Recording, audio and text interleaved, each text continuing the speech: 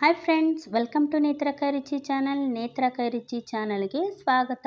ಇವತ್ತು ಒಂದು ಈಸಿಯಾದ ರೆಸಿಪಿ ಹಾಗೂ ಎಲ್ಲರೂ ಇಷ್ಟಪಡುವಂತಹ ರೆಸಿಪಿ ಮಾಡೋದು ಹೇಗೆ ನೋಡೋಣ. ಒಂದೇ ಥರ ಪಾಯಸ ತಿಂದು ನಿಮಗೆ ಬೋರ್ ಆಗಿದ್ದರೆ ಈ ರೀತಿಯಾದ ಡಿಫ್ರೆಂಟ್ ಆಗಿರುವಂತಹ ಪಾಯಸ ಮಾಡ್ಕೊಂಡು ತಿನ್ನಿ, ತುಂಬ ಚೆನ್ನಾಗಿರುತ್ತೆ.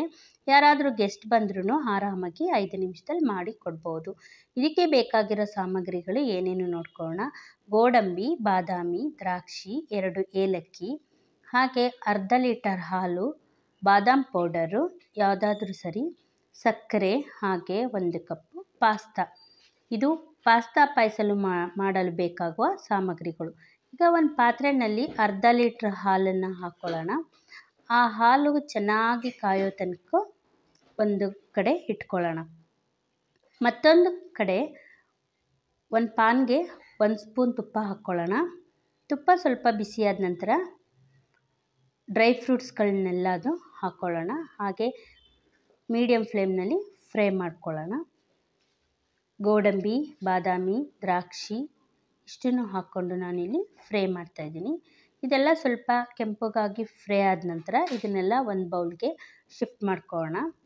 ನೆಕ್ಸ್ಟು ಅದೇ ಪಾನ್ಗೆ 1 ಕಪ್ಪು ಪಾಸ್ತಾ ತೊಗೊಂಡಿದ್ನಲ್ಲ ಅದನ್ನು ಹಾಕ್ಕೊಳ್ತಾ ಇದ್ದೀನಿ.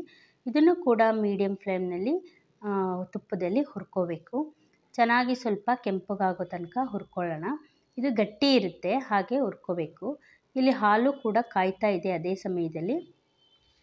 ಹಾಗೆ ತಿರುಗಿಸ್ತಾ ಇರಬೇಕು ಗಟ್ಟಿ ಆಗೋ ತನಕ. ಇಲ್ಲಿ ಪಾಸ್ತಾನು ಕೂಡ ಕೆಂಪಗಾಗ್ತಾ ಇದೆ ನೋಡಿ, ಸ್ವಲ್ಪ ಕಲರ್ ಚೇಂಜ್ ಆಗ್ತಾ ಇದೆ. ಈ ಹಂತಕ್ಕೆ ಬಂದಾಗ ಒಂದು ಪಾತ್ರೆಯಲ್ಲಿ ನೀರಿಟ್ಕೊಂಡಿದ್ದೆ.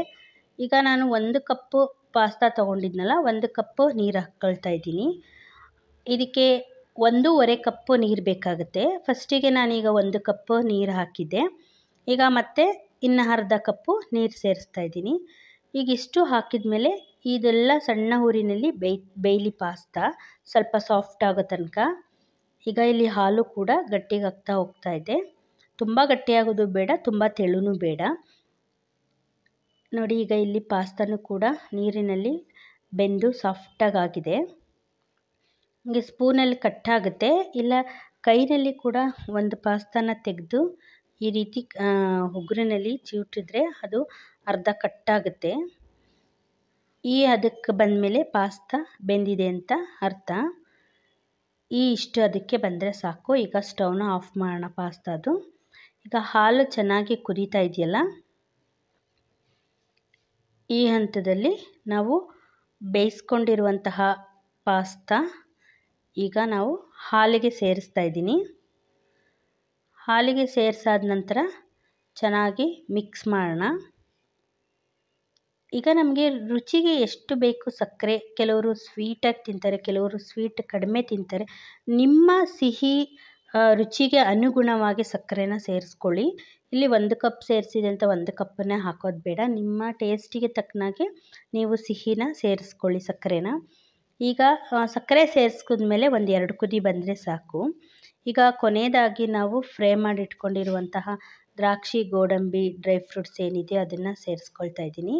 ಡ್ರೈ ಫ್ರೂಟ್ಸ್ ಆ್ಯಡ್ ಮಾಡಿದ್ಮೇಲೆ ಈಗ ಕೊನೆಯದಾಗಿ ನಾವು ಬಾದಾಮ್ ಪೌಡರು, ಇದು ಟೇಸ್ಟ್ಗೆ ಹಾಗೂ ಕಲ್ಲರ್ಗೆ ಚೆನ್ನಾಗಿರುತ್ತೆ. ಇದು MTR ಬಾದಾಮ್ ಪುಡಿ ತೊಗೊಂಡಿದ್ದೀನಿ. ನೀವು ಯಾವ್ದು ಬೇಕಾದರೂ ತೊಗೋಬೋದು, ಇಲ್ಲಾಂದರೆ ಕೇಸರಿ ದಳ ಕೂಡ ಹಾಕೋಬೋದು. ಈಗ ಇದು ಒಂದು ಪರಿಮಳನೂ ಚೆನ್ನಾಗಿ ಕೊಡುತ್ತೆ, ಹಾಗೆ ಟೇಸ್ಟು ಕೂಡ ತುಂಬ ಡಬಲ್ ಮಾಡುತ್ತೆ. ಈಗ ಒಂದು ಸರ್ವಿಂಗ್ ಬೌಲ್ಗೆ ಹಾಕ್ಕೊಳ್ತಾ ಇದ್ದೀನಿ. ಈಗ ಪಾಸ್ತಾ ಪಾಯಸ ರೆಡಿಯಾಗಿದೆ.